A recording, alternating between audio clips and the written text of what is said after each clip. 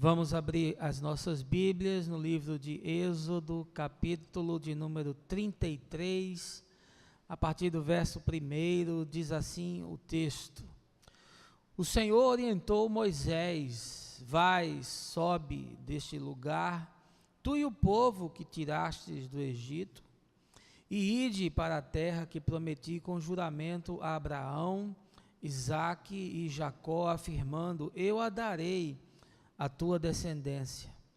Enviarei adiante de ti um anjo e expulsarei os cananeus, os amorreus, os hititas, os ferezeus, os heveus e os jebuseus. Sobe para uma terra que mana leite e mel. Eu, contudo, não subirei no meio de ti, porquanto és povo insubordinável, de dura cerviz. E caso seguisse convosco, eu vos poderia exterminar ao longo do caminho. Assim que o povo ficou sabendo dessas duras palavras, pôs-se a prantear desesperadamente, e nenhum deles vestiu seus enfeites costumeiros. Então o Senhor reiterou a Moisés: Dize aos filhos de Israel: Sois um povo renitente, de dura cerviz. Se por mais um momento subisse em vosso meio, é certo que eu teria de vos destruir. Agora, pois, retirai os vossos enfeites, e eu decidirei o que haverei de fazer convosco. Por esse motivo, desde sua saída do Monte Horebe, os filhos de Israel deixaram de usar suas tradicionais joias e enfeites. Ora, Moisés costumava montar uma tenda do lado de fora do acampamento, e a chamava de tenda do encontro. Todas as pessoas que tinham uma questão para formular ao Senhor dirigiam-se à tenda do encontro, que ficava armada fora do acampamento. Quando Moisés caminhava na direção da tenda, todo o povo se levantava. Cada um permanecia em pé na entrada da sua própria tenda e apenas seguia Moisés com o olhar até que entrasse na tenda. E acontecia que quando Moisés entrava na tenda, baixava uma coluna de nuvem, parava à entrada da tenda e o Senhor falava com Moisés. Sempre que o povo observava a coluna de nuvem parada à entrada da tenda, todos se ajoelhavam em frente à entrada de suas próprias tendas e curvavam-se com o rosto rente à terra em sinal de respeito e adoração ao Senhor. Então o Senhor falava com Moisés face a face, como quem conversa com seu amigo. Depois Moisés retornava ao acampamento. Contudo, Josué, filho de Num, que servia a Moisés como seu auxiliar, não se ausentava de dentro da tenda. Moisés argumentou diante do Senhor: Tu me dissestes, faze subir esse povo, mas não me revelaste quem mandarás comigo. Contudo, dissestes, conheço-te pelo nome e encontraste graça aos meus olhos. Agora, portanto, se me vês com um agrado, mostra-me o teu caminho, a fim de que eu te conheça ainda mais e continue sendo agraciado com tua misericórdia. Lembra-te de que esta nação é o teu povo. Ao que o Senhor respondeu: Eu pessoalmente irei e te darei descanso. Replicou Moisés: Se não vieres, tu mesmo não nos faça sair daqui. Como se saberá que o teu povo poderemos contar com o teu benefício, se não nos acompanhares? Quem mais poderia distinguir-me e a teu povo de todos os demais povos sobre a face da terra? Então o Senhor declarou a Moisés: Farei ainda o que me pede, porquanto verdadeiramente tenho me agradado de ti e conheço-te pelo nome. Moisés então suplicou ao Senhor: Rogo-te que me reveles a tua glória. E o Senhor orientou: Farei passar diante de ti toda a minha benevolência, e diante de ti proclamarei o meu nome, o Senhor. Terei misericórdia de quem eu decidi ter misericórdia, e terei compaixão de quem eu desejar ter compaixão. Acrescentou: Não poderás ver a minha face, porque do ser humano não pode ver-me e permanecer vivo. E concluiu o Senhor: Eis aqui um bom lugar junto a mim, põe-te sobre a rocha. Quando passar a minha glória, eu te colocarei em uma fenda da rocha e te cobrirei com a palma da mão, até que eu tenha passado. Depois tirarei a palma da mão e me verás pelas costas. Minha face, todavia, não se poderá ver.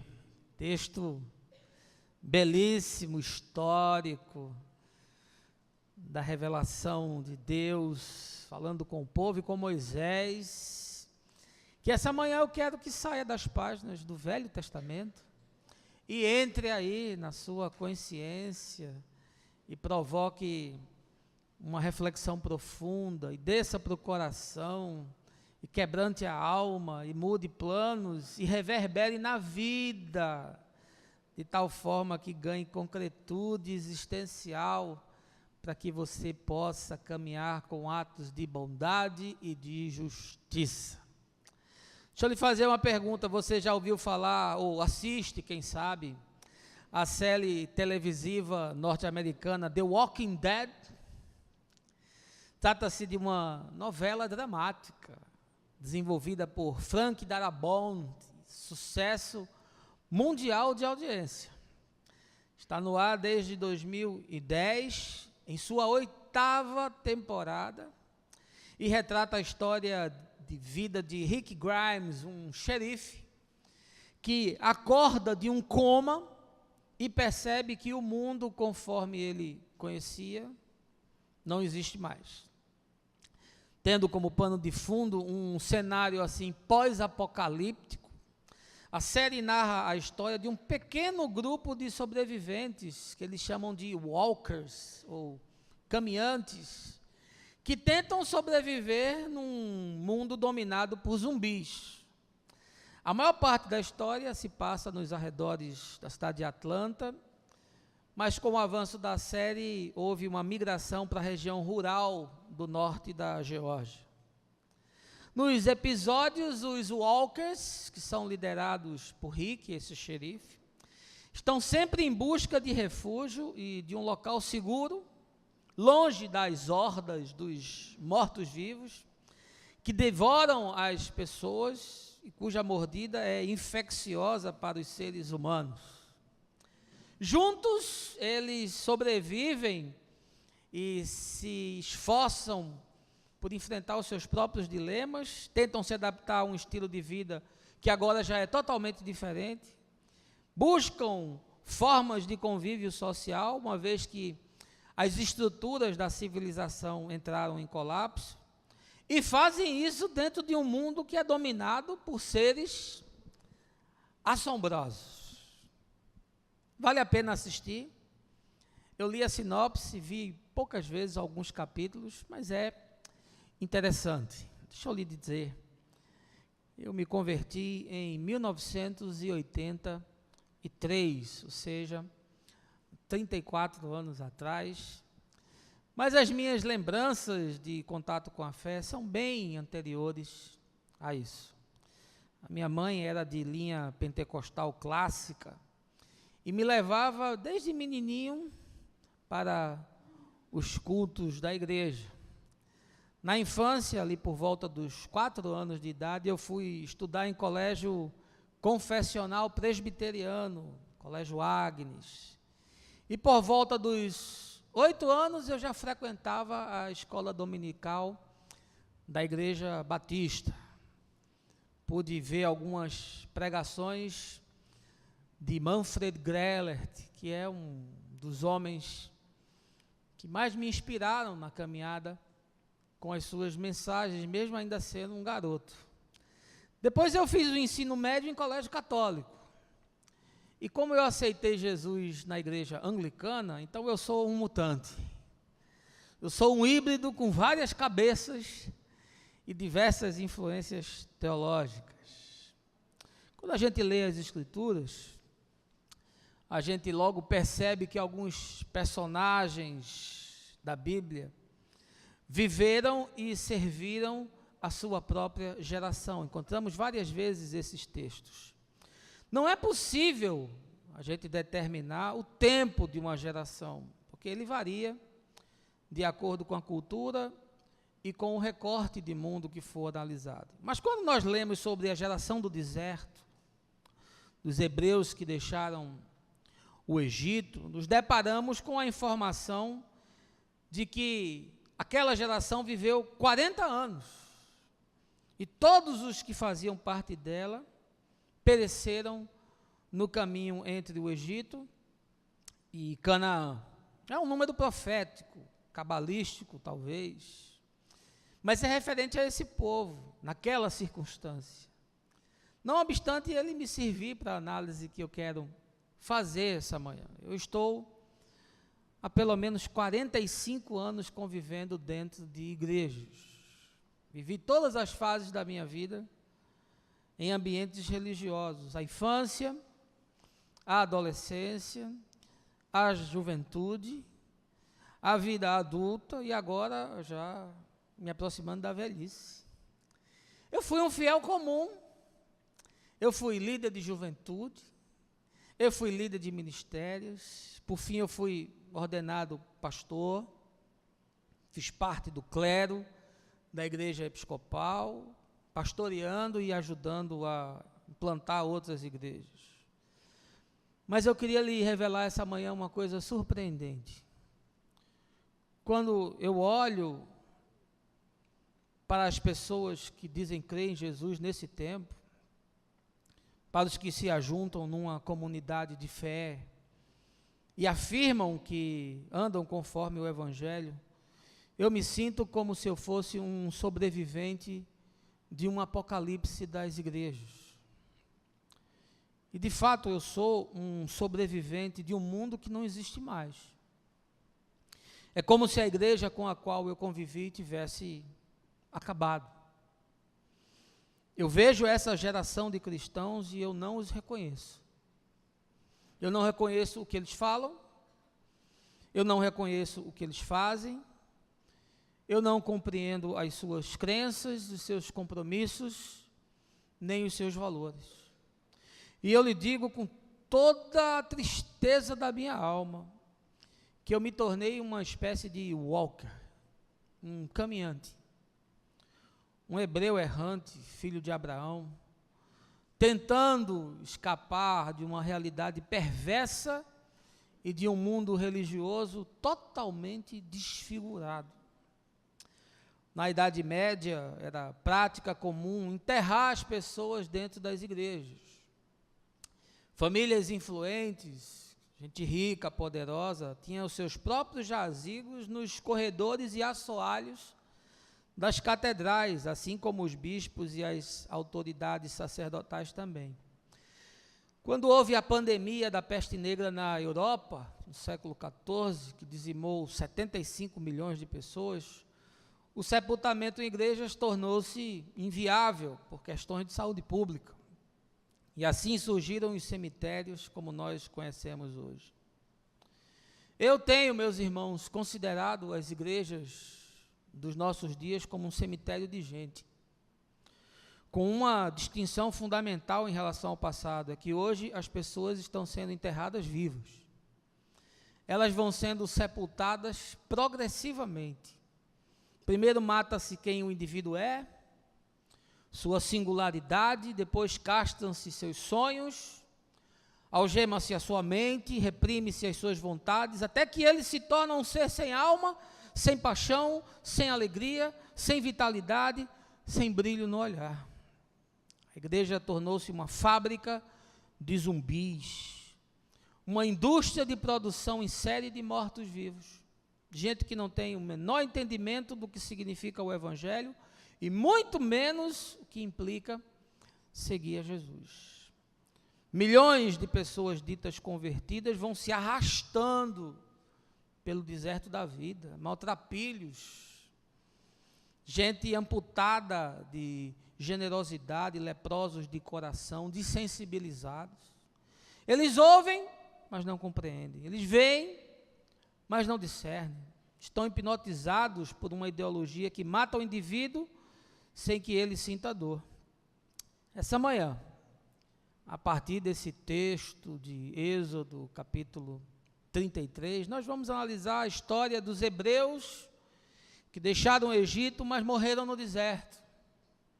Essa gente que se tornou uma geração de mortos vivos, que ouvia falar de Deus, que via Deus agir, mas que jamais teve um encontro regenerador, transformador com Ele.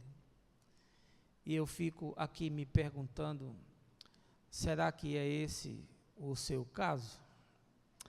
Mas eu não queria avançar sem antes ter um momento de oração. Baixe a sua cabeça, feche os seus olhos. Meu Pai, nesse tempo tão difícil em que a igreja se tornou um deserto, e onde as pessoas agonizam tentando experimentar um modelo de espiritualidade que secciona a mente, gangrena o coração e paralisa os membros de tal forma que as pessoas vivem para si mesmos e querem encontrar uma divindade que lhes atenda os caprichos e querem viver uma espiritualidade conforme o modelo que lhes apraz. E dizem com a boca aquilo que não fazem com as mãos. E são encontrados em profunda contradição. Um tempo onde o amor esfriou. Um tempo onde a fé se calcificou.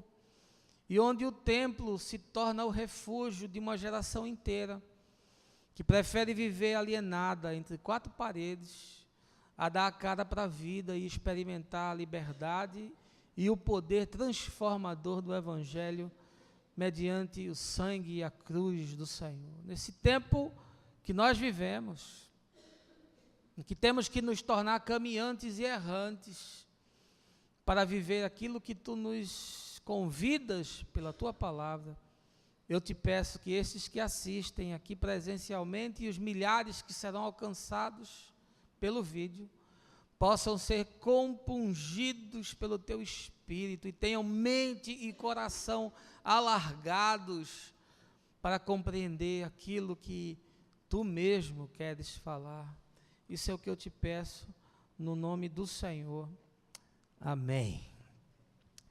Deixa eu lhe chamar para você vir comigo para o pé do Monte Horebe, ali no território da Palestina, mais ou menos 1446 antes de Cristo, ou seja, cerca de 3.500 anos de nós, onde no livro de Êxodo, que é parte da Torá judaica, nós encontramos a descrição desse episódio, dessa perícope de Moisés, livro de Êxodo que trata do recebimento da lei, e também que, conforme a tradição, foi escrito pelo próprio Moisés. O tema do livro é justamente a libertação do povo hebreu do Egito, o nascimento da nação de Israel, o recebimento da lei e a origem da adoração ritual e do culto. A Bíblia nos informa que o povo de Israel, que era representado pelos filhos de Jacó, que depois se tornaram as 12 tribos, deixou a terra de Canaã e foi para o Egito, porque eles estavam num período de grande fome e de seca, e aquela região se tornou, então, inóspita e inacessível. Graças ao papel importante que José, um dos filhos de Jacó, tinha representado perante o faraó, ele, se tornando vice-governador do Egito, permitiu que a família viesse com as suas clãs, e os israelitas se tornaram prósperos naquela região, se multiplicaram, ficaram cada vez mais poderosos, a ponto de que o Egito ficou repleto deles, e você encontra isso já no capítulo 1 da narrativa do livro do Êxodo. Naqueles dias que Moisés estava vivendo, o faraó já tinha falecido, Moisés já não contava mais com a preponderância de José, que já havia sido falecido, e já havia também sido esquecido. Portanto, o faraó que assumira começou a se preocupar com o crescimento daquele povo, porque imaginou que eles poderiam fazer uma rebelião e tomar o lugar dos próprios egípcios. A partir daí foi imposto aos israelitas que eles obedecessem os inspetores de obras, e a vida se tornou muito dura.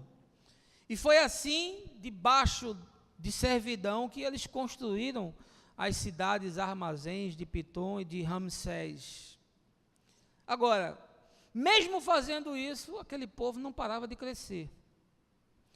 E aí os egípcios passaram a obrigá-los ao trabalho escravo. E a vida se tornou insuportável, se tornou amarga. Não havia mais alegria, não havia mais esperança. As pessoas comiam para trabalhar e trabalhavam para comer. E se fosse isso pouco, ainda como medida de controle de natalidade, as parteiras egípcias passaram a matar todos os filhos homens que nascessem para que não houvesse mais crescimento dessa gente. 400 anos se passaram desde que os israelitas deixaram Canaã e foram para o Egito. E o clamor e a miséria dessa gente fez com que Deus levantasse Moisés, um israelita criado na corte de Faraó, que recebeu a incumbência de libertar o povo e de conduzir essa gente até a terra prometida. A história da saída do Egito, com as 10 pragas, a morte dos primogênitos, você certamente conhece. E depois de submergir no Mar Vermelho, o exército de Faraó finalmente parou de perseguir os israelitas, que começaram a jornada em busca dessa terra prometida a Abraão, conforme o texto de Gênesis capítulo 15. Calcula-se que cerca de 800 mil pessoas deixaram o Egito e foram nesse caminho do deserto para a terra de Canaã, um caminho que deveria durar aproximadamente 3 meses, mas durou 40 anos. E as Escrituras afirmam que toda aquela geração que saiu do Egito morreu no deserto, inclusive Moisés.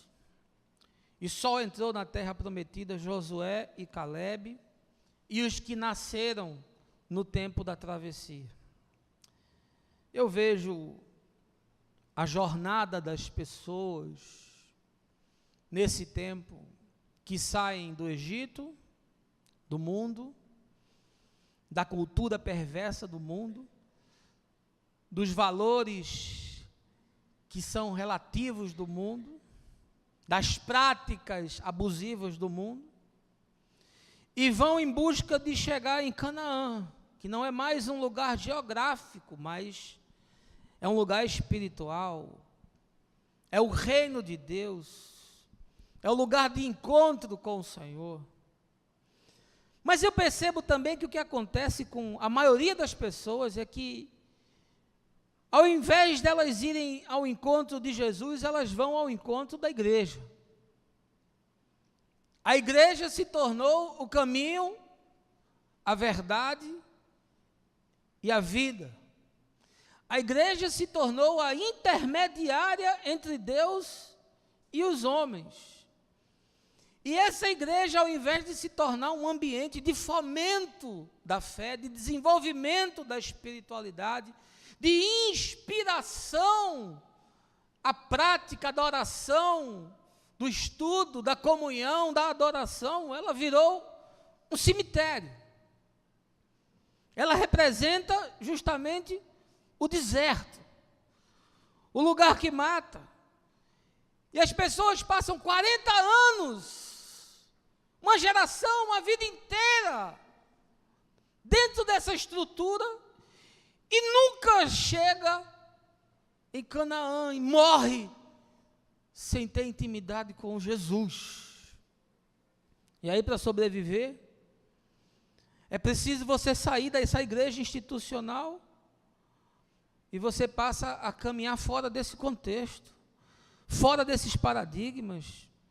Porque se você ficar nesse ambiente, os mortos-vivos vão acabar contaminando você. E você vai ficar igual a eles. E aí você se torna um desviante, você se torna um errante, você se torna um herege. Porque você não quer sucumbir a esse projeto de espiritualidade que está aí. Eu queria voltar para o texto, porque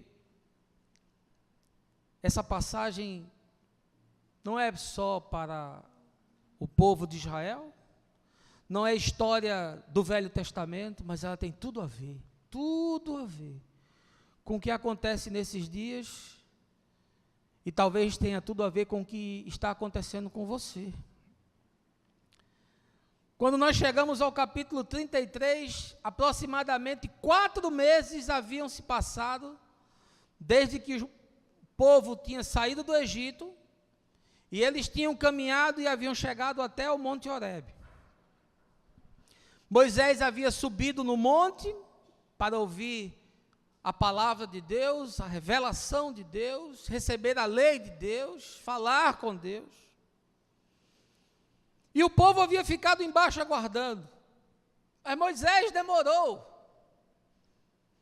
Eles queriam uma coisa rápida, eles queriam uma solução rápida, eles queriam um desfecho rápido. E se você for ler o capítulo 32, anterior a esse, o episódio que se passa é que enquanto Moisés ouvia a Deus, embaixo o povo construiu um bezerro de ouro, uma imagem de um Deus cananeu, através do próprio irmão de Moisés, que era Arão, um sacerdote, que recebeu utensílios, penduricalhos daquela gente, derreteu numa fornalha e confeccionou um ídolo.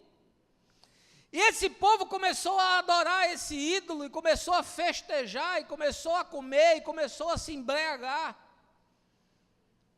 E foi nessas circunstâncias que Deus falou com Moisés: olha, é melhor você descer, porque aquela gente que está lá embaixo acabou de se prostituir. É melhor você descer para ver o que está havendo lá embaixo, porque eles não entenderam absolutamente nada do que eu fiz. Eles são testemunhas de todos os milagres do Egito, mas eles não entenderam nada do que eu fiz.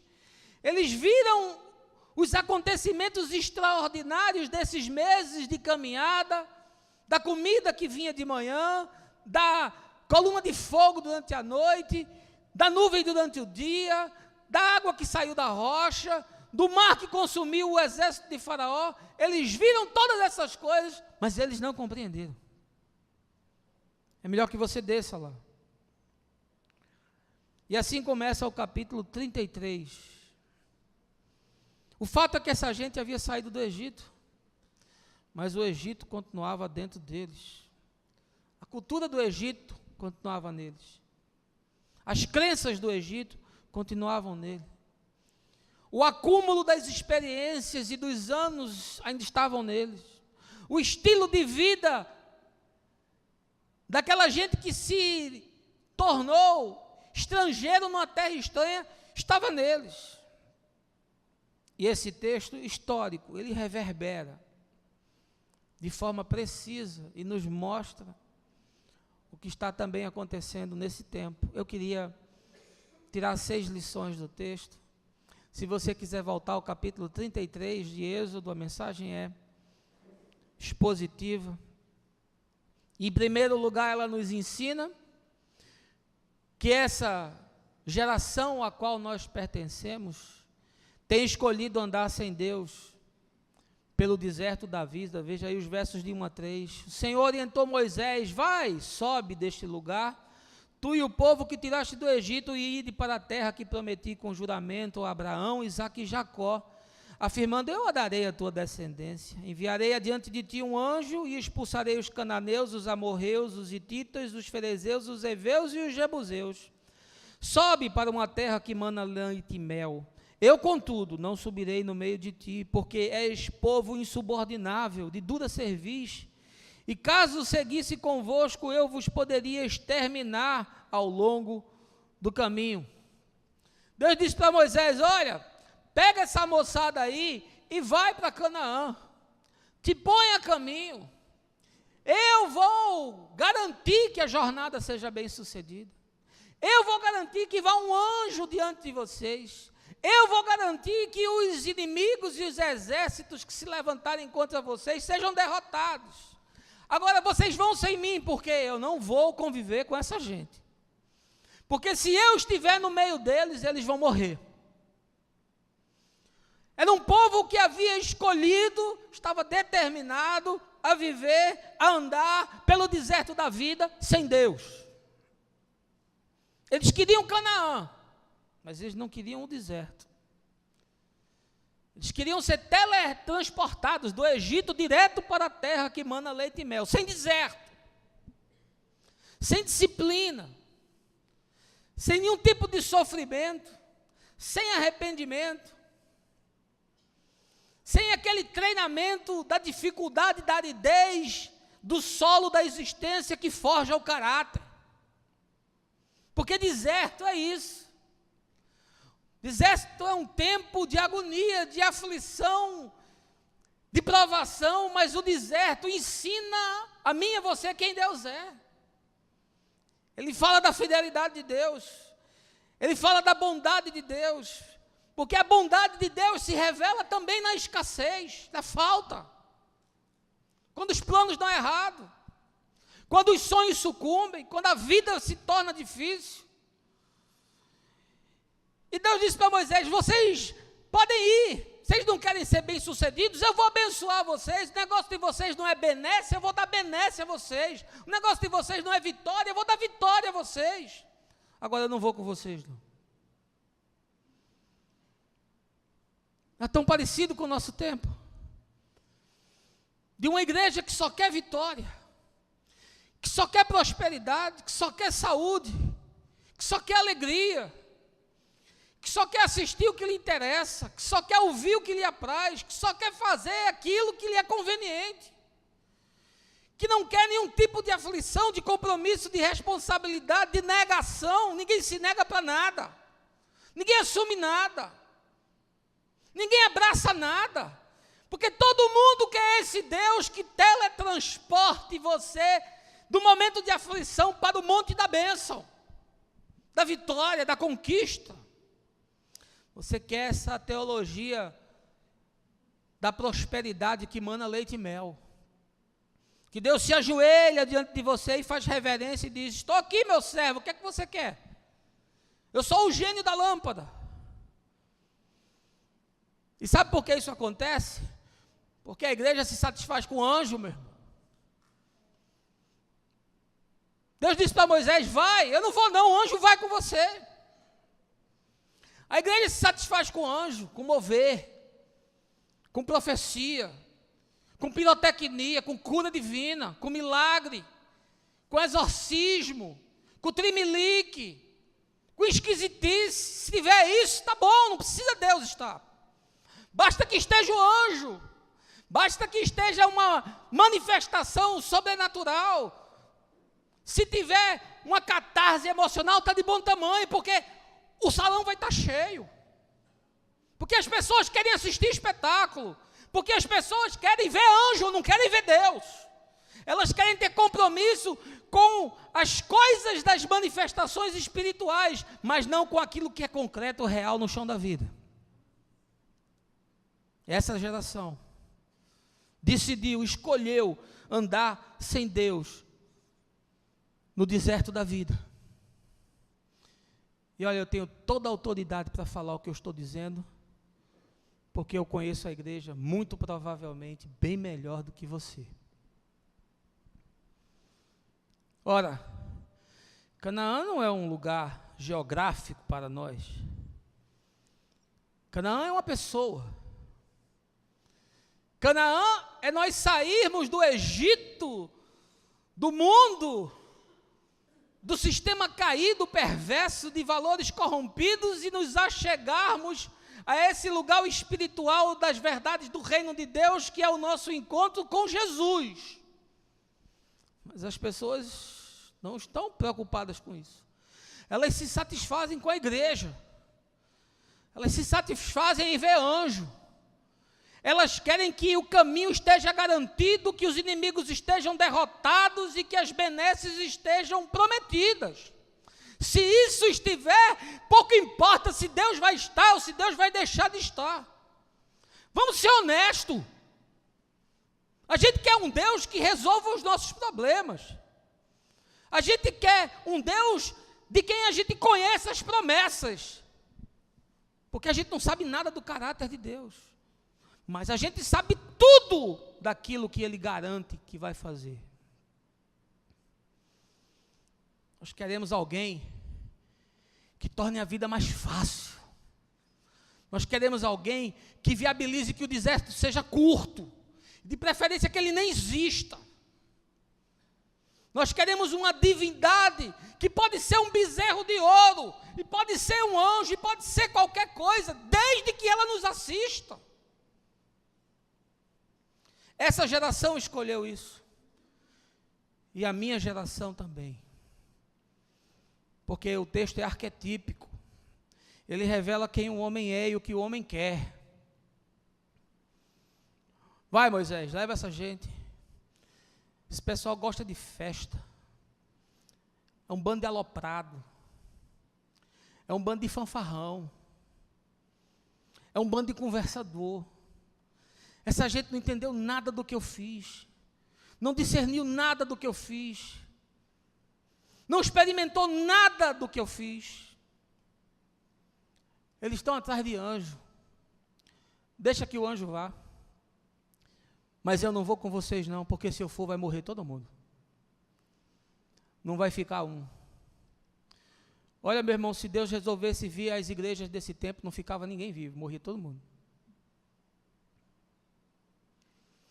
Porque a igreja se tornou esse lugar onde o deserto se estabelece, onde as pessoas estão atrás de anjo, de vitória, de conquista, de benesses, daquilo que lhe massageia o ego, daquilo que lhe satisfaça o coração, de fazer o que querem, quando querem. A segunda coisa que o texto nos ensina é que essa geração, em sua experiência de conversão, não tem profundidade nem consistência. Veja aí os versos de 4 a 6. Assim que o povo ficou sabendo dessas duras palavras, pôs-se a prantear desesperadamente, e nenhum deles vestiu seus enfeites costumeiros. Entretanto, o Senhor reiterou a Moisés: dize aos filhos de Israel: sois um povo renitente, de dura cerviz. Se por mais um momento subisse eu no vosso meio, é certo que eu teria de vos destruir. Agora, pois, retirai os vossos enfeites, e eu decidirei o que haverei de fazer convosco. Por esse motivo, desde a sua saída do Horebe, os filhos de Israel deixaram de usar suas tradicionais joias de enfeite. Quando o povo viu a palavra, quando o povo percebeu que Deus havia se entristecido, aí eles choraram, prantearam, se descabelaram, se entristeceram, foram no culto de oração, fizeram o jejum de um turno, deram uma oferta daquela, para ver se compra a consciência de Deus, participaram de um evento, tiveram assim um choro de ocasião, mas durou uma noite. É arrependimento de epiderme, é conversão sem cruz. Ah, quantas vezes eu já vi o cara se quebrantar, ouvir palavra de Deus, de pressão, como a gente diz aqui no Nordeste, de voar a tampa da chaleira. E o cara chora, e ele diz: oh, Deus, não vou fazer mais isso não, vou mudar minha vida. E diz que vai se comprometer, e diz que vai se envolver, e diz que vai orar, e diz que vai estudar a Bíblia, e diz que vai mudar o casamento, e diz que vai trabalhar de outra maneira, e diz que não vai ser mais desonesto, não vai mais mentir. Mas é o choro que só dura uma noite. Não é aquele do salmista que a alegria vem pela manhã, não. Pela manhã vem a mesma coisa que estava antes no coração. E as práticas voltam a ser as mesmas que já existiam antes. Sabe por quê? Porque a gente só lembra de Deus na dor, meu irmão. A gente só lembra de Deus na tragédia. A gente só lembra de Deus quando o médico chega e diz assim: é câncer e é metástase, você tem 3 meses de vida. A gente só lembra de Deus quando o filho se droga e tem uma overdose e morre. Aí a gente lembra de Deus. A gente só lembra de Deus quando a gente quebra. Quando a empresa quebra, quando você é demitido, quando você está na falência. É uma espiritualidade de espasmo. Vai ter de espasmo, um espasmo aqui, um espasmo ali. De acordo com a tragédia que acontece na vida. Porque a nossa relação com Deus é uma relação prostituída. É como se Deus fosse o nosso cafetão. Para atender as nossas demandas, quando a gente precisa, a gente vai nele, dá uma benção aí. Dá um empurrão aí. Faz um milagre aí. Porque se as coisas se resolverem, a gente não quer nem ouvir falar. E Deus disse para Moisés: esse pessoal está se entristecendo aí, esse pessoal está choramingando aí, esse pessoal está fazendo cena aí, está pensando que eles me comovem. Eu sou o Senhor que esquadrinha o coração. Deus não olha o nosso espetáculo, não. Deus não olha a nossa encenação, não. Deus sabe quem nós somos. Deus conhece aquilo que nos habita. Deus sabe se a nossa relação com Ele é de interesse, é de verniz, ou se é coisa séria, ou se é uma relação de uma superficialidade tal que nós não sabemos quem Ele é, porque só nos interessamos por aquilo que Ele faz. Aí quando chega o dia difícil, o dia da dor, o dia da angústia, o dia da depressão, o dia do pânico, o dia da doença terminal, o dia do Alzheimer, o acidente que me tornou paraplégico, o casamento que se acabou e eu fui parar na bebedice, o filho que entrou nas drogas, a empresa que faliu. Aí o cara lembra de Deus, aí chora, aí se arrepende, faz promessa, faz campanha, vai para culto, entra em corrente, dá dízimo. Ele quer de alguma forma seduzir Deus. Mas o texto diz que o povo de Israel fez a mesma coisa. Mas o amor de Deus é firme. Deus não se comove com show de ocasião, não. Ele disse para Moisés: diz essa moçada que eles são renitentes e são um povo de dura cerviz. E disse mais: manda eles retirarem os enfeites. Sabe o que é isso? Manda eles retirarem o disfarce. Manda eles retirarem a máscara. Manda eles deixar de ser estelionatários, camuflados, disfarçados, mentirosos, dissimulados. Manda essa gente tirar essas coisas, porque eu estou cansado disso. Ou eles pensam que eu não sei quem eles são. Deus sabe quem eu sou, meu irmão. Das minhas mazelas, as minhas mentiras, as minhas chantagens, os meus disfarces, os meus medos. Deus sabe quem eu sou. E Ele chega para mim e diz: tira isso, seja verdadeiro comigo, seja honesto comigo, seja como o publicano que entrou no templo e disse: eu não posso olhar nem para cima, que não teve coragem de se aproximar do altar. Seja honesto. Pare de brincar com Deus. Como se Deus fosse um garoto que pudesse ser colocado no bolso, com a nossa esperteza, com as nossas virações, com os nossos lobbies, com o nosso teatro. Essa geração, ela não experimentou uma conversão. É uma geração sem consistência, sem profundidade. Não houve mudança de vida, não houve mudança de mente. É uma geração que vive de choro, de espasmo, de arrependimento de ocasião e de enfeite pendurado na face. Porque a vida se tornou um baile de máscaras. E a gente vive tentando enganar a Deus, já que a gente consegue enganar os outros. E a gente pensa que consegue até enganar a gente mesmo. E tem gente que fica tão enganada que não consegue mais viver sem a máscara, porque não sabe mais nem quem é. Terceiro lugar, eu quero lhe dizer que essa geração em que eu e você vivemos, escolheu viver dentro do acampamento. E eles só sabem cultuar na tenda da instituição. Veja aí os versos de 7 a 10. Ora, Moisés costumava montar uma tenda do lado de fora do acampamento e a chamava de tenda do encontro. Todas as pessoas que tinham uma questão para formular ao Senhor dirigiam-se à tenda do encontro, que ficava armada fora do acampamento.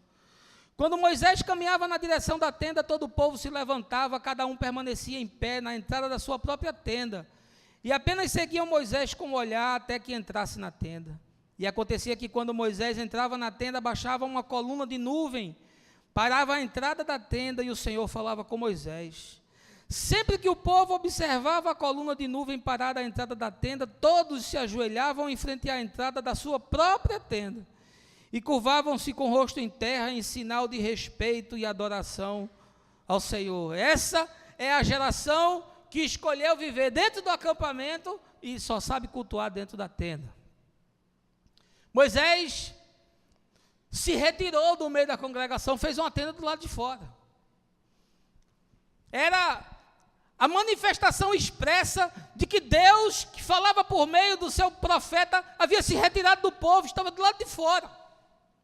Que Deus não ia compactuar com aquilo, que Deus não ia viver misturado com aquilo, que Deus não ia consentir naquilo. Ficou do lado de fora. E aí o povo, para falar com Deus, ia na tenda, porque precisava de um intermediário, precisava consultar Moisés. Ora, e não é assim ainda hoje? As pessoas não vão na tenda congregacional para consultar o profeta, o bispo, o apóstolo, o pastor, o padre. Ainda estamos vivendo as mesmas coisas dos dias dos israelitas, porque a nossa espiritualidade é aquela espiritualidade de viver dentro do acampamento que se tornou a igreja. Deus parece que se colocou do lado de fora, mas nós só sabemos cultuar dentro da tenda da instituição, porque nós precisamos de um intermediário. Nós precisamos de um profeta, nós precisamos de um pajé, nós precisamos de um feiticeiro. Nós precisamos de alguém que nos pegue na mão e diga, eu vou levar você para conhecer Deus. Porque nós não queremos conhecer a Deus.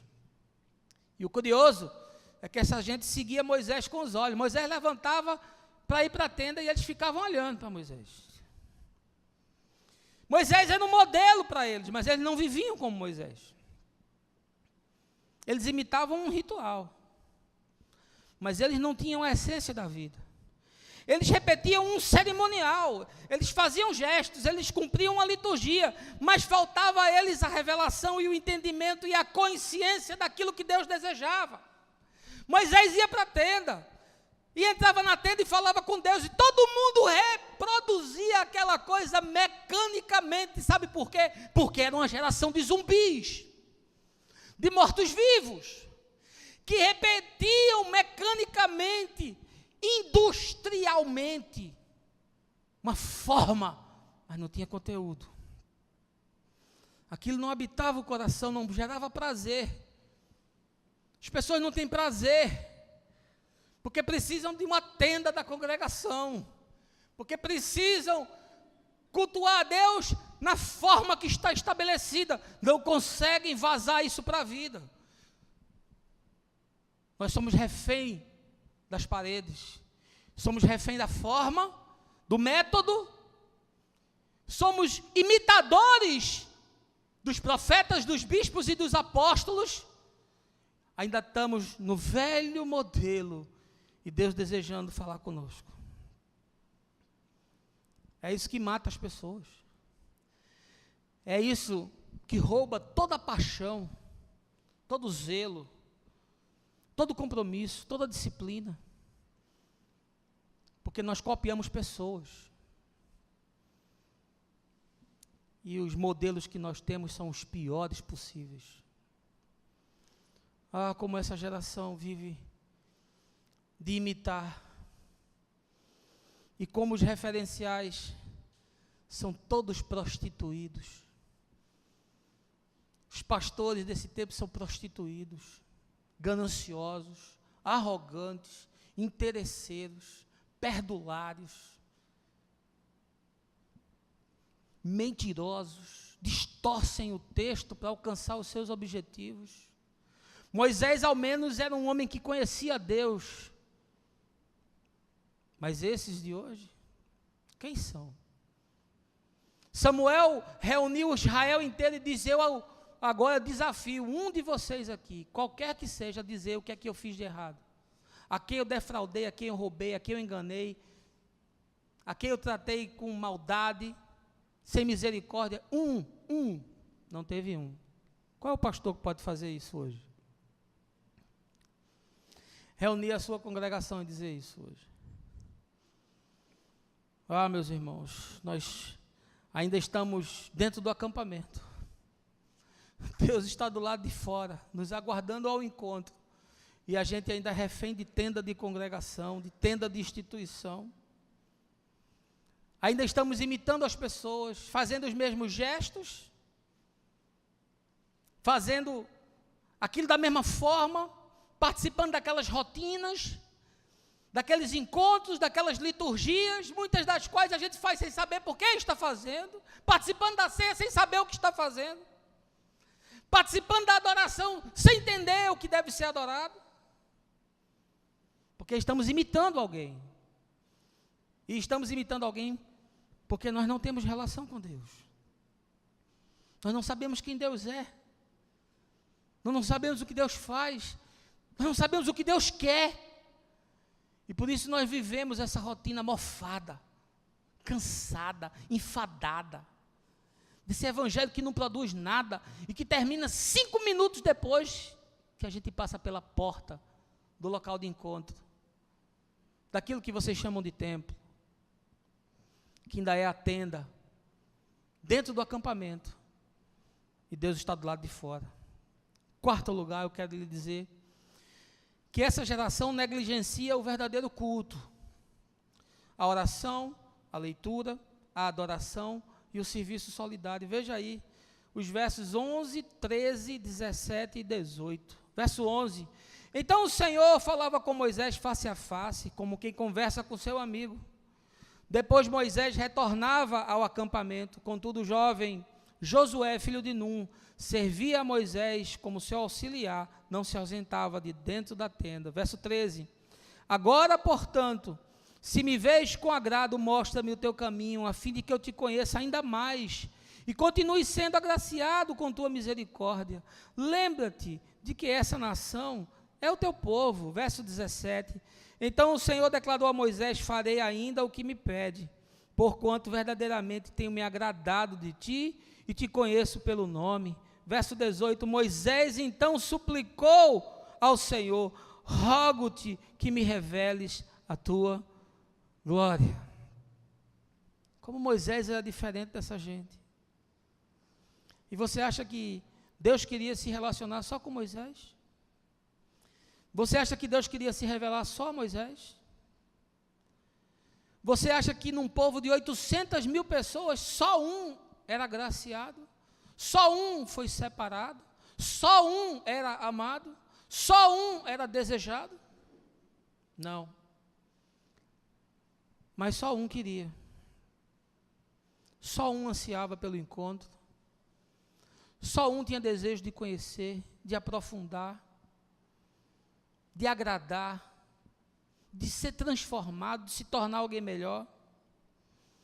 Deus falava com Moisés, diz o texto, face a face, na intimidade, sem nenhum tipo de geografia. Não precisava ir no templo para Deus falar, não precisava ir em Aparecida para Deus falar, não precisava ir no congresso com o big shot, o poderoso, o evangelista, o profeta, o ungido para Deus falar, não precisava ir em Westminster para Deus falar, não era geográfico, porque a geografia era do lado de dentro, o encontro era aqui, ó, face a face.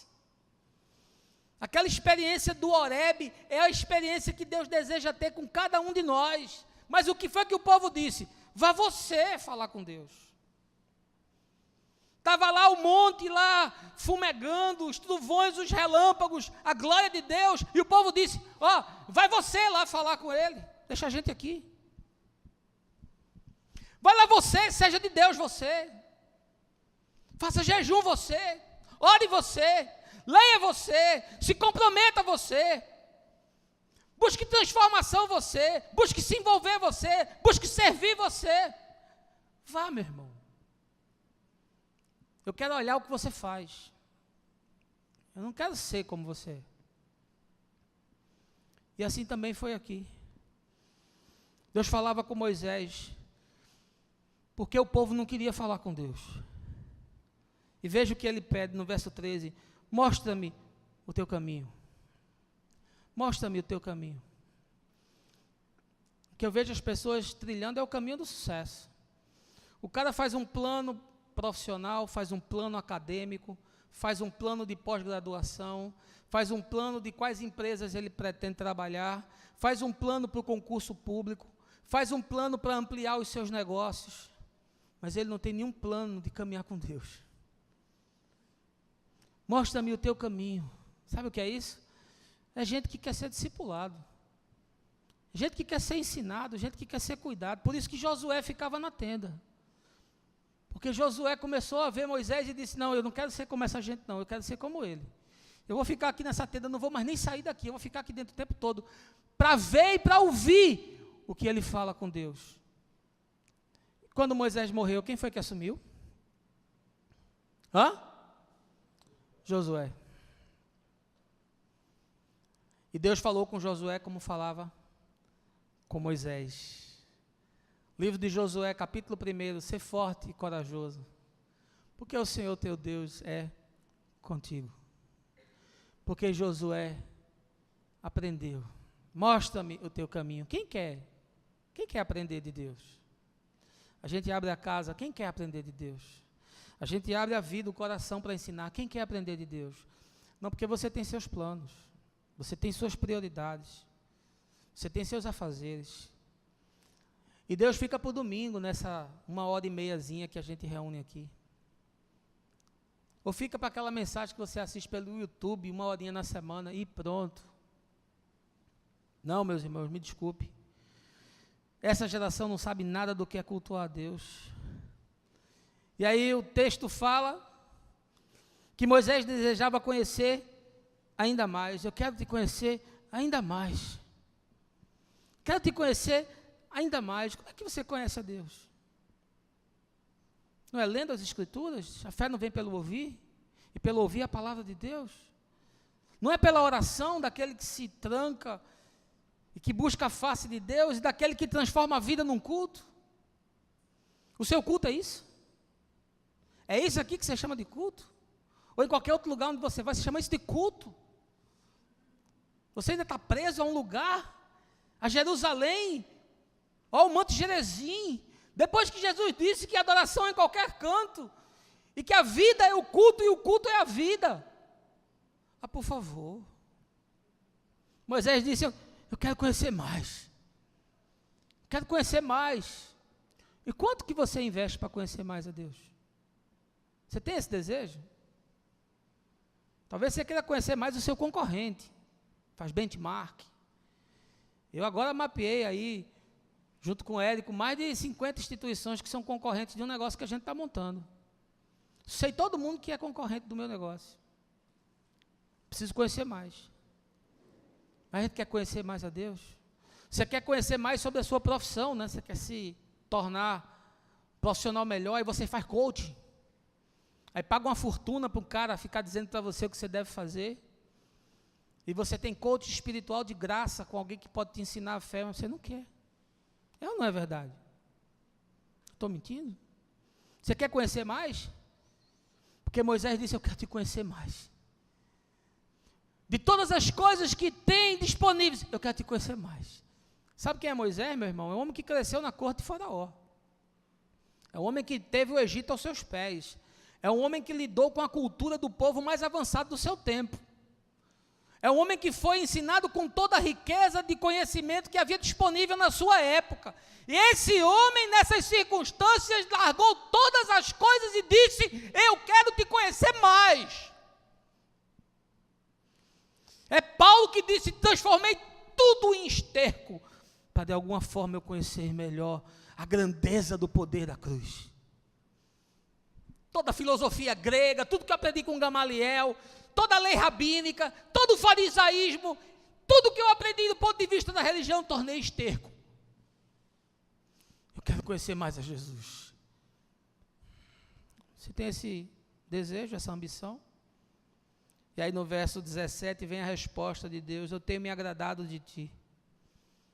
Você vai me conhecer porque eu tenho me agradado de ti. Deixa eu lhe fazer uma pergunta, meu irmão. Deus se agrada de você? Quando Deus olha para você, Deus sente o quê? A sua vida, seu estilo de vida, a sua fé, o seu serviço, a sua vida de comunidade, o seu conhecimento das Escrituras. Deus se agrada de você? Quando Deus fala de você, Ele fala como Ele falou de Jó: ó meu servo Jó, eu me alegro nele. Como Ele fala de Jesus: esse é o meu filho, eu me alegro nele. Como Ele falou de Moisés: eu me alegro em você. Como Ele falou de Davi: eu tenho alegria em você. Deus tem alegria com você, meu irmão, minha irmã. Deus tem alegria na sua vida. Deus tem com o que se alegrar. E aí Moisés diz: eu quero que tu me reveles a tua glória. Eu não quero ficar nesse negocinho, esse marasmozinho, esse encontrozinho, essa mensagenzinha, essa fuleiragem, esse trabalhozinho nesse movimento, nesse encontrozinho. Não é possível que eu vou passar 40 anos vivendo como um morto-vivo no deserto. Não, eu quero mais. Eu quero mais, eu quero mais. O que você quer, Moisés? Eu quero que você me mostre a tua glória. Porque a glória do Egito eu já conheço. Mas eu quero a tua glória. Porque se você não for comigo, não me mande anjo, não me mande milagre, não me mande poder, não me mande riqueza, não me mande coisa nenhuma, porque se você não for, eu não saio daqui. Você faria isso? Você quer conhecer a glória de Deus? Você quer entrar em adoração profunda com Deus? A gente começa o nosso encontro aqui, as pessoas nem chegam. Adorar a Deus, o que é isso? É cantar corinho, é? É cantar música gospel? É ir no show de Thales, de Cassiane, de Fernanda Brum? É isso que vocês chamam de adorar a Deus? Adorar a Deus. Moisés, eu quero conhecer a tua glória. O que você quer, Moisés? Eu quero conhecer a tua glória. Eu quero entrar num nível de intimidade tal que nada dessa vida me aflige. Meu irmão, eu estou no deserto, no meio do nada, com uma geração de gente caída, prostituída, de zumbis, de mortos espirituais. Eu quero ver a tua glória. Quantos estão dispostos a isso? Que largam tudo, saem de dentro da tenda da instituição e vão ser walkers, caminhantes, errantes, porque querem ver a glória de Deus. Quantos? Quinto lugar, eu quero lhe dizer que essa geração nem tem a compreensão da obra de Cristo, nem o que significa caminhar com Ele. Veja aí os versos de 19 a 23. E o Senhor orientou: farei passar diante de ti toda a minha benevolência, e diante de ti proclamarei o meu nome, o Senhor. Terei misericórdia de quem eu decidi ter misericórdia, e terei compaixão de quem eu desejar ter compaixão. E acrescentou: não poderás ver a minha face, porque o ser humano não pode me ver e permanecer vivo. E concluiu o Senhor: eis aqui um bom lugar junto a mim, põe-te sobre a rocha. Quando passar a minha glória, eu te colocarei em uma fenda da rocha, e te cobrirei com a palma da mão, até que eu tenha passado. Depois tirarei a palma da mão, e me verás pelas costas. Minha face, todavia, não se poderá ver. E aqui a gente tem uma arquetipia. Porque Moisés disse: eu quero ver, Eu quero ver a tua glória. E aí ele começa a usar uma linguagem antropomórfica. Ora, o povo não entendia o que é que Deus queria. O povo não entendia o que é que Deus propunha. Por isso que o povo vivia cego e surdo. Mas Moisés queria penetrar, ele não queria ser massificado, ele não queria ser igual a todo mundo, ele não queria viver como todo mundo, ele não queria crer como todo mundo, ele não queria ser um Playmobil, um boneco igual a todo mundo. Ele disse: não, eu quero mais. E aí o texto ganha esses contornos antropomórficos, ou seja, é quando você usa uma linguagem para descrever a Deus com características humanas. Aí Deus começa a ter costa, face, colocar a mão, mas é uma linguagem, é apenas uma forma de expressar.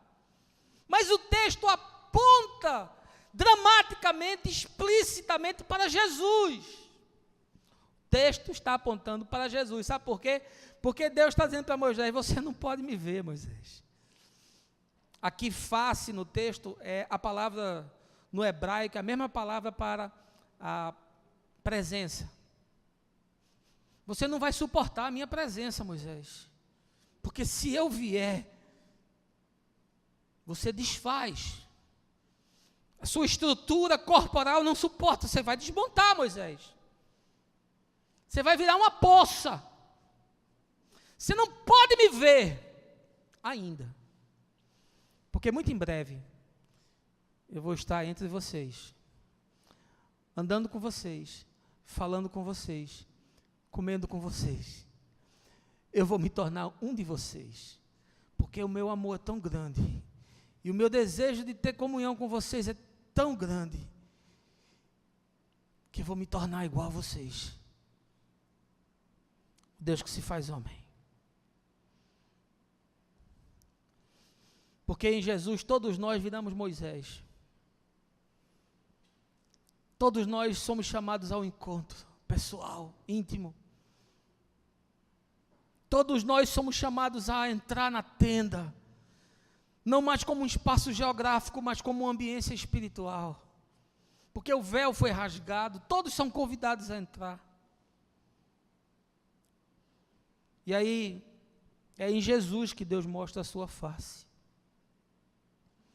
E essa rocha da qual ele fala que vai colocar Moisés, nada mais é do que uma referência à pedra angular, que Paulo fala a Jesus como a nossa rocha.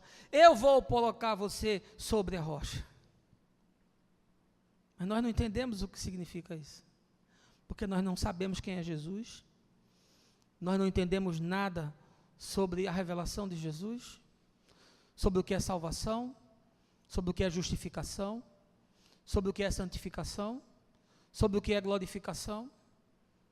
Nós não compreendemos a obra do Calvário, nós não sabemos o que é cruz, nós não entendemos o significado do sangue, nós não percebemos os pressupostos do Evangelho, de mudança de mente e de vida.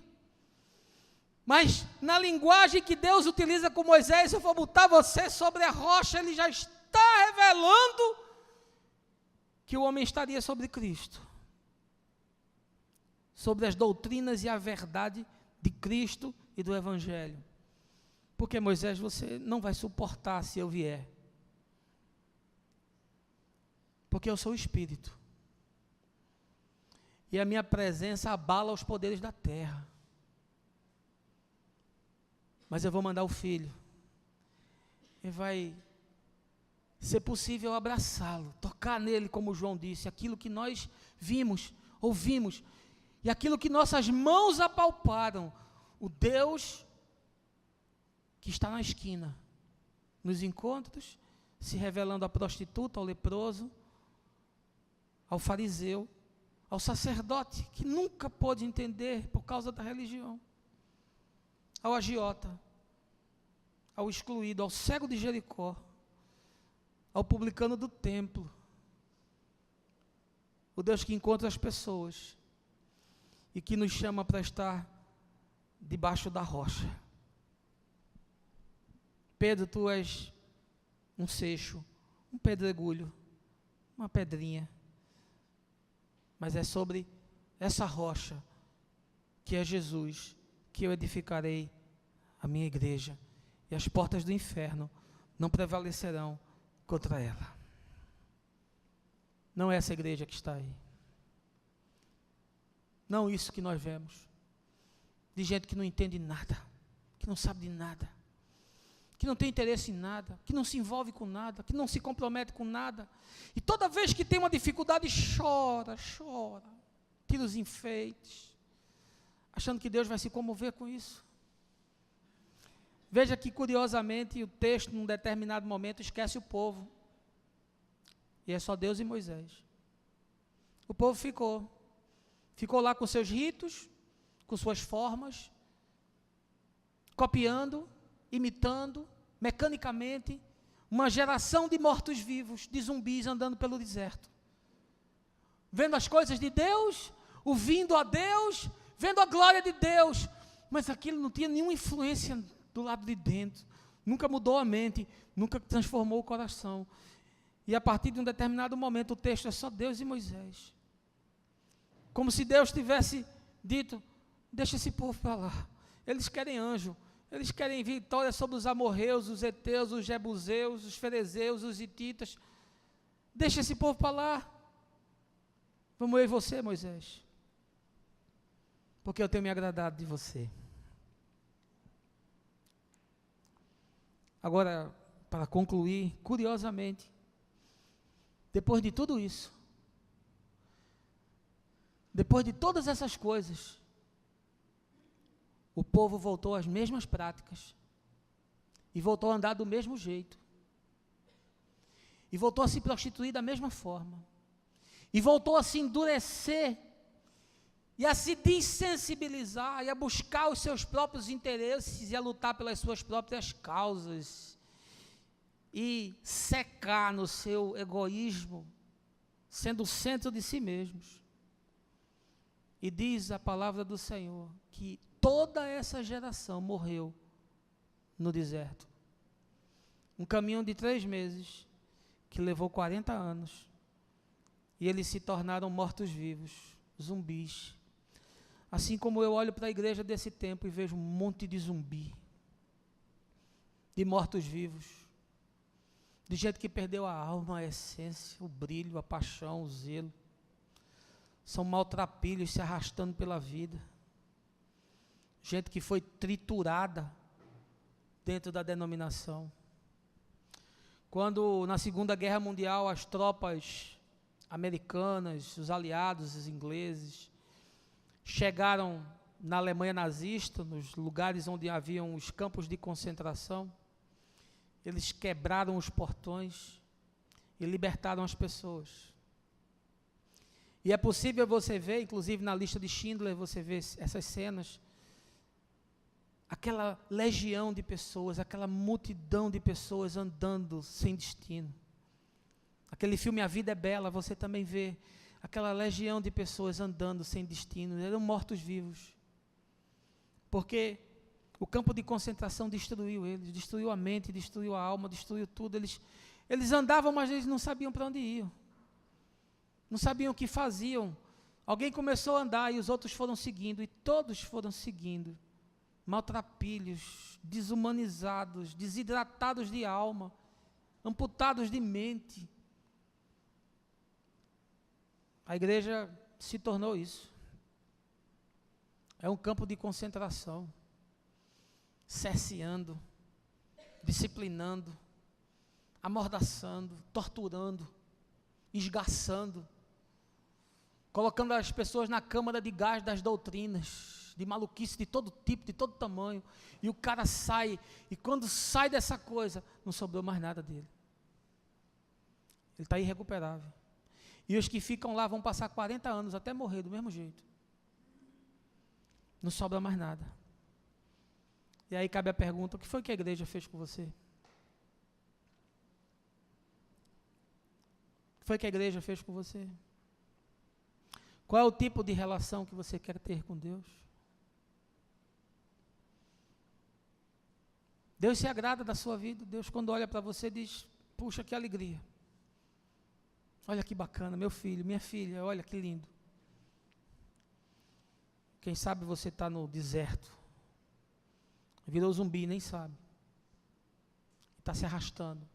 Mas como é difícil a gente juntar meia dúzia de gente para fazer as coisas, para se comprometer, para se envolver, para ser ensinado, para ser discipulado, para assumir responsabilidade, assumir posição, para contribuir, para ajudar a pagar as coisas, não com obrigação, mas com aquilo que pode, com desejo do coração apenas de dizer: é minha alegria, é meu prazer fazer isso, que eu me sinto parte.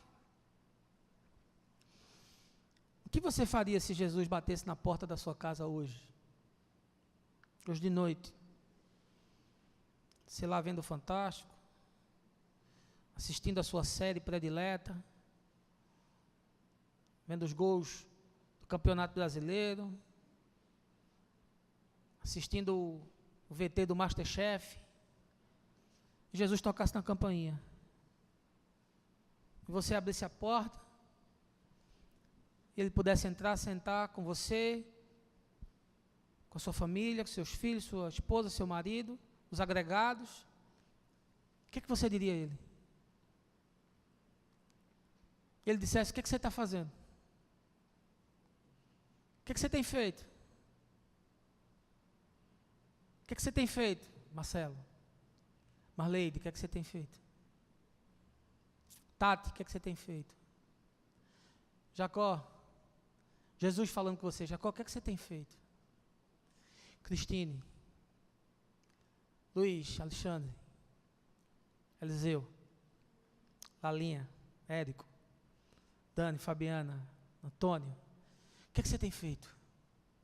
Conta aí a tua história, fala um pouco da tua vida, fala um pouco dos teus desafios, dos teus sonhos. Nós somos uma geração de mortos-vivos, de zumbis. Nós nos esquecemos de Deus, meus irmãos. Deus morreu em nós. Deus está morto, nós o matamos. Vós e eu. É a frase lapidar, icônica de Nietzsche, dita no século XIX, mas tão atual nos nossos dias. Nós matamos Deus. Matamos Deus em nós. Matamos Deus no outro. Matamos Deus no céu. Deus foi sepultado dentro da igreja. A igreja é o túmulo de Deus. E nós não queremos a sua glória. Nós não queremos conhecê-lo. Nós não queremos andar com ele. Nós não queremos viver com ele. Porque ainda estamos na tenda da congregação.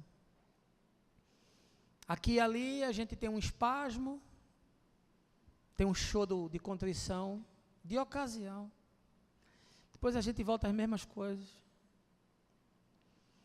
Porque a gente nunca teve um encontro verdadeiro, profundo com Jesus. Nunca. Porque eu não acredito que aquele que conhece a Jesus e aquele que viu a Jesus raiando como glória no seu íntimo possa viver da mesma forma. Eu não acredito. Porque aqueles que conhecem a Deus são diferentes. Eles têm um olhar diferente. Eles têm um jeito diferente. Eles falam diferente. Eles vivem diferente.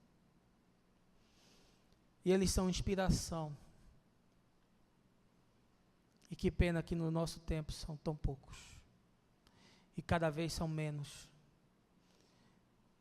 E as catedrais e as igrejas e seus templos megalomaníacos cheios de gente morrendo no deserto da vida, mortos-vivos, zumbis espirituais, que ainda não entenderam quem é o Deus que se revela em Jesus. O meu desejo é que essa mensagem profunda produza em você, meu irmão, aquilo que a homilética e a oratória não são capazes. Aquilo que o homem não pode produzir. Só Deus. E que Ele realize entre nós um avivamento. e que Ele mexa com as suas prioridades, com as suas práticas, com a sua vida, de tal forma que você sirva a Ele ainda nessa geração, e que Ele possa dizer um dia: eu me agrado tanto de você, eu tenho tanta alegria na sua vida. E que Deus nos abençoe, e a gente vai se encontrando por aí. O resto eu te falo no caminho. No nome de Jesus. Amém.